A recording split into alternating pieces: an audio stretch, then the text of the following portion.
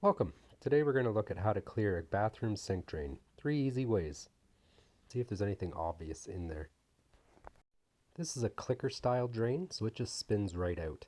And at this point you can take a look down the drain. Just see if you see anything obvious. You should see water at the bottom, that's just the water in the P-trap. The next thing to try is to remove the P-trap assembly itself. You're going to want to put a bowl underneath it, or anything to catch that water that's going to come out of the P-trap. Once you've removed the trap assembly, it's going to give you better access, or a better view anyways, to see up inside the drain assembly itself. You can see I just loosen the union trap there and just give it a rattle a couple of times just to break that seal and see if any water will come out. Once you get the P-trap uninstalled, you'll be able to see inside if there's any blockage or any loose debris or anything like that inside the actual trap itself. You can see here there is some stuff inside this one.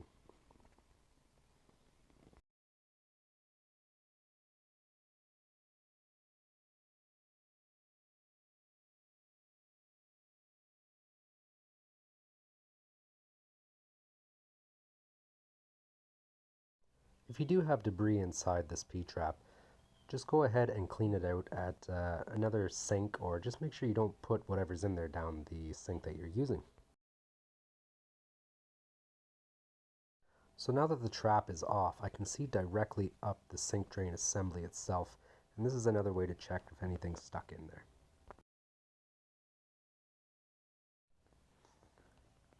So now if you haven't been able to clear the blockage, reassemble the trap and use a sink plunger like this one here. This one actually pushes and pulls at this. So at this point we'll go ahead and make sure our sink actually is backed up. And for this I'm actually going to back the sink up myself, just jam some toilet paper down, and that'll give us a good example of a backed up sink.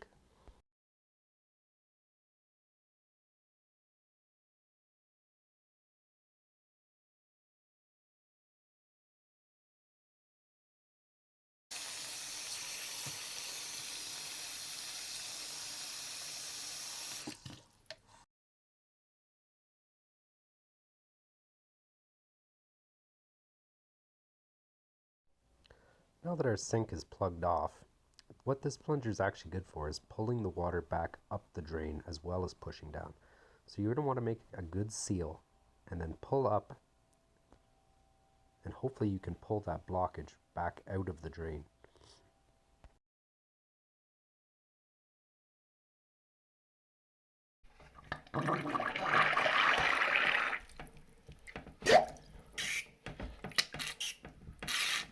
So unfortunately I put way too much toilet paper in there, and the plunger is not actually going to be able to push it up, and I don't really want it to go down my drain, but it does set us up for the next way to clear a drain, and that is an auger.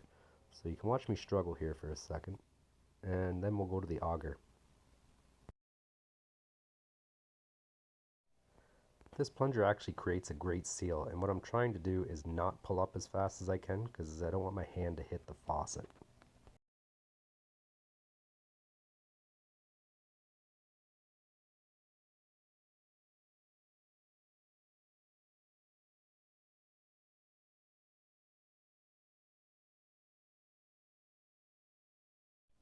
You can see the water is trying to go down, but a sink should drain much better than that.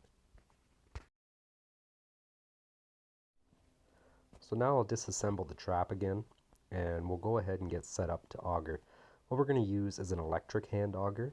You can use a manual hand auger. They both work. I own an electric one, so that's why I'm going to go with the electric. Manuals do work though. Electric is better. They can be rented.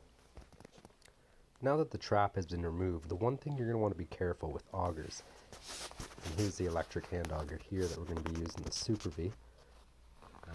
Again, the one thing you're going to want to be careful is the gasket, or where it makes the seal on the P-trap. Sorry, not a gasket.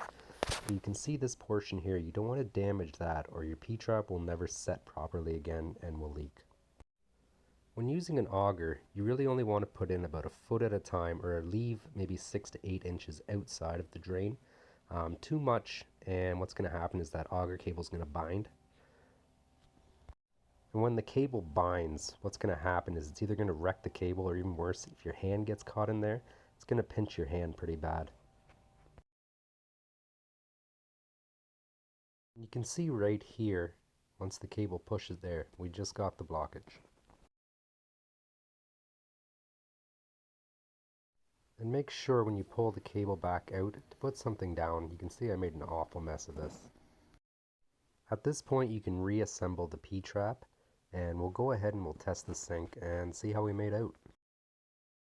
When testing sinks after you auger or even plunge them, I recommend using hot water. It helps break down any oils or greases.